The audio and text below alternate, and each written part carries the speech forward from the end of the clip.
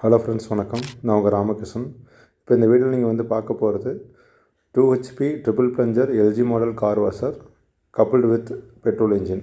இங்கே வந்து நம்ம பெட்ரோல் இன்ஜின் வந்து ஹோண்டா மேக் யூஸ் பண்ணிக்கலாம், கிஷன் கிராஃப்ட் யூஸ் பண்ணிக்கலாம், இல்லாட்டி சைனா மேக் வந்து இன்ஜின் வந்து யூஸ் பண்ணிக்கலாம்.